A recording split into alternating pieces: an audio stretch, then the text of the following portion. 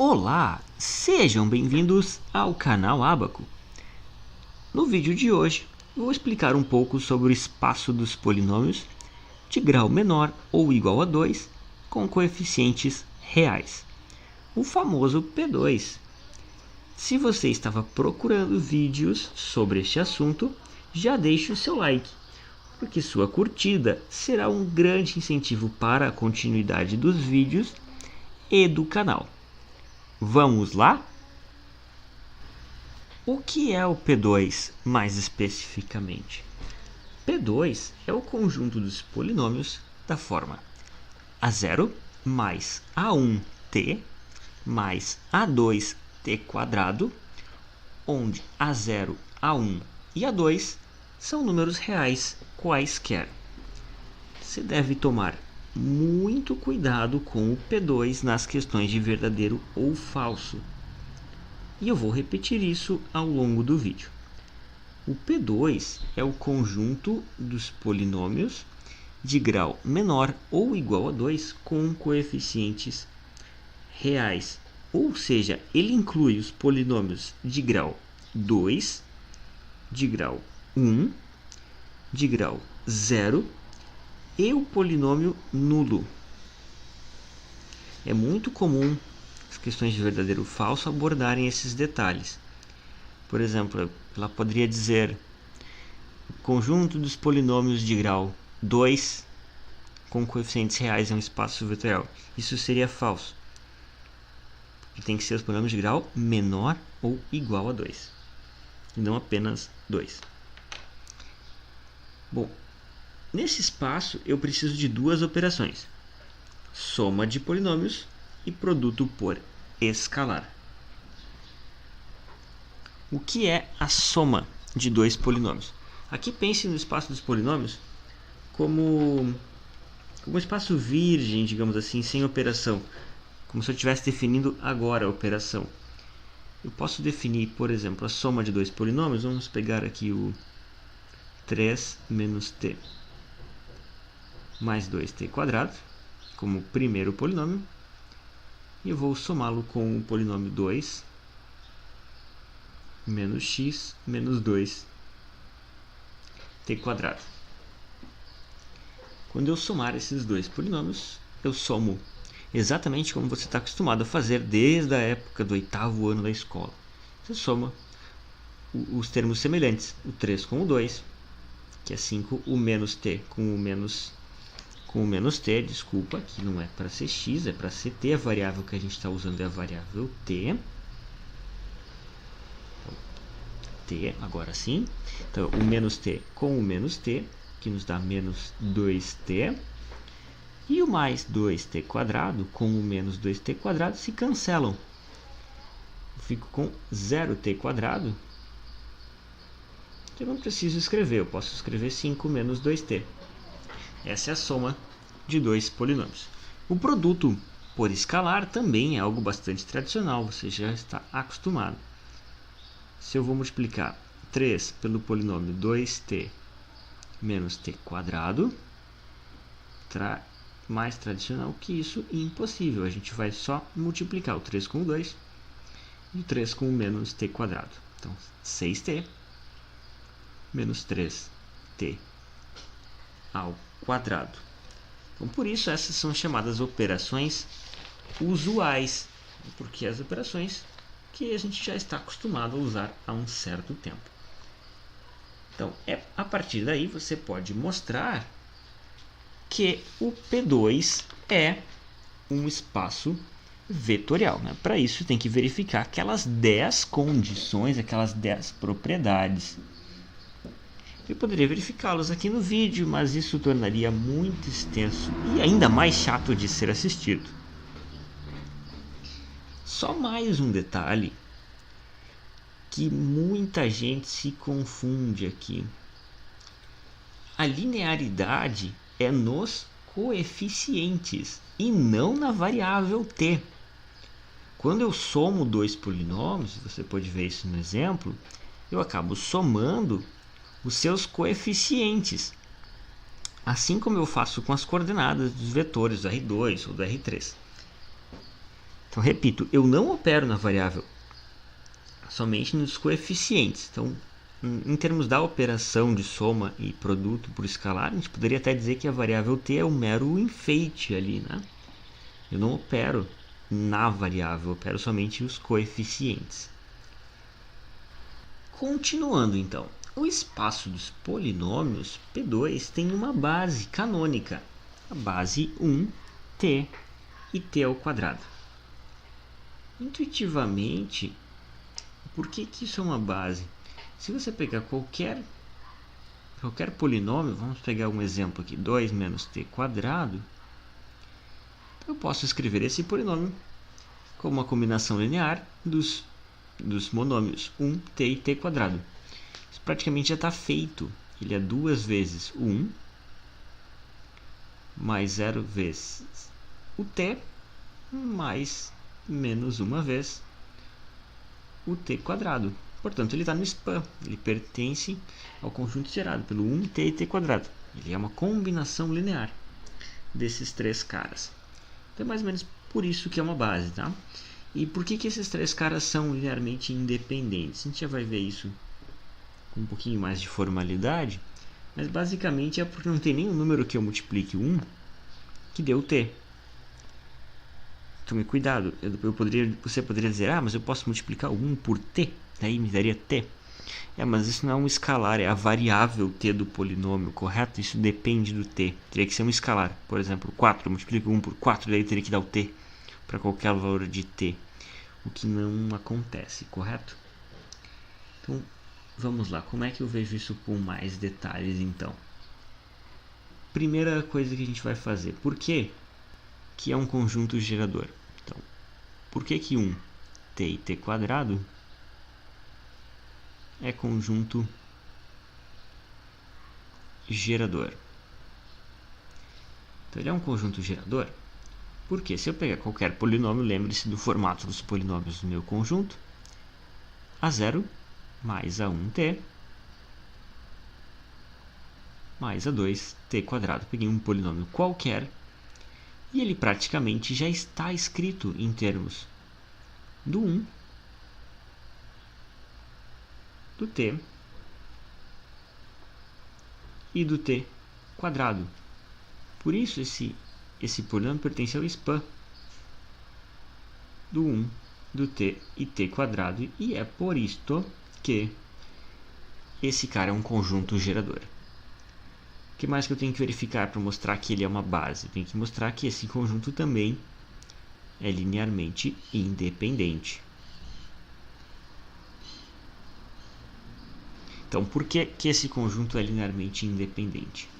Para mostrar que um conjunto é li, eu devo pegar uma combinação linear nula. Então, uma combinação linear é algo do tipo a0 vezes 1, que é o a0, mais uma 1 vezes o t, que é a 1t, mais 1 a 2 vezes o t ao quadrado, e isso deve dar 0. Cuidado, isso deve dar 0 num sentido mais amplo do que uma simples igualdade, certo? Isso não é uma equação onde você possa aplicar uma Bhaskara, por exemplo. Isso é uma identidade. Às vezes a gente costuma representar isso com 3 barrinhas, ao invés de apenas 2 do igual. Isso é uma identidade. Isso deve ser igual a 0 para qualquer valor de t. Então, um simples argumento mostra que necessariamente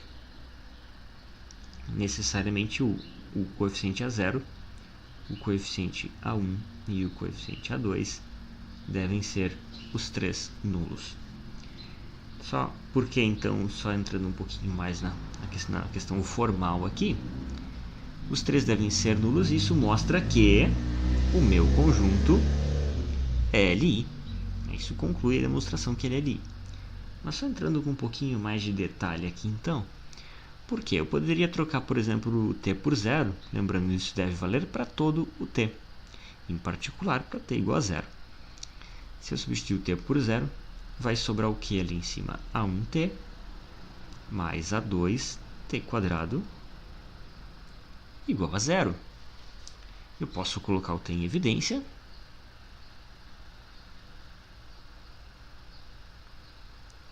E agora eu tenho um produto de 2 duas expressões, t e a1 mais a2t, igual a zero. Significa que uma das duas deve ser zero, ou t igual a zero, ou essa coisa entre parênteses é zero. Como isso vale para todo t, não pode valer só para t igual a zero. Então eu tenho que o a1 mais a2t deve ser identicamente nulo também.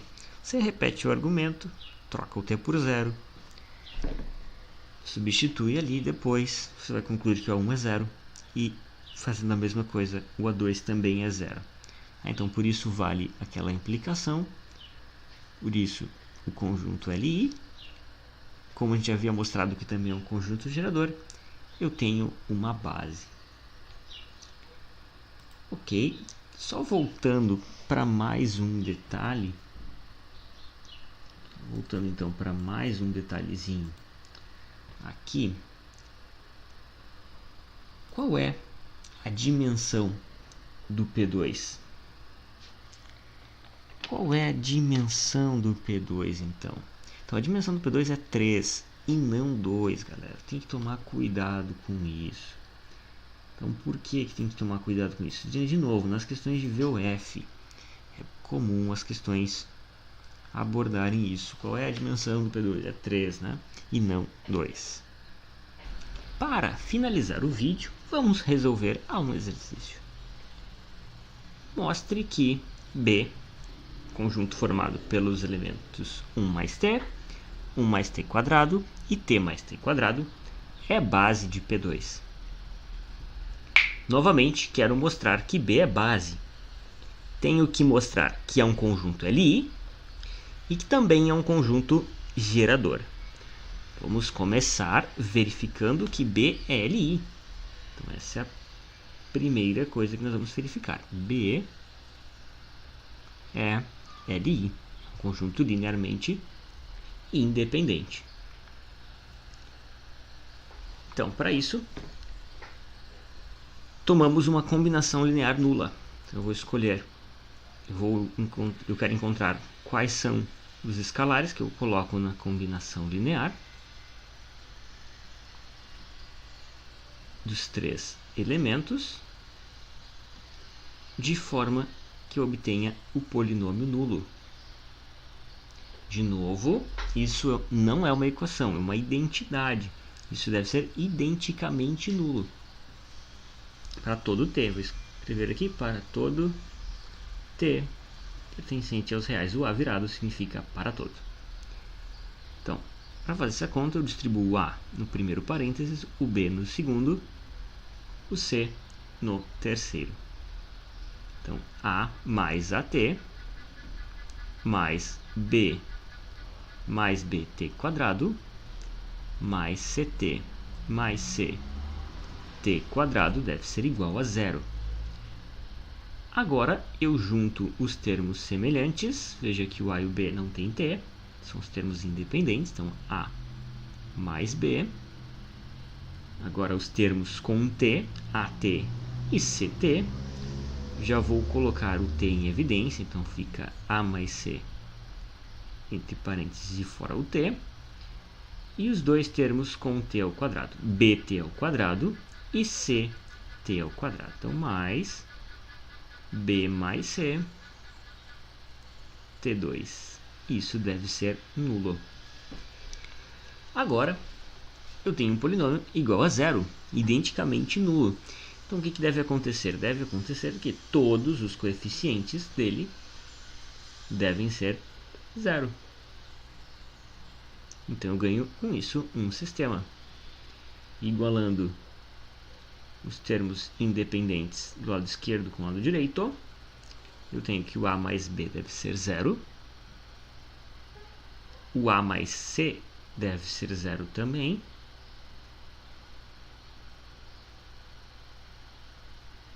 E o b mais c.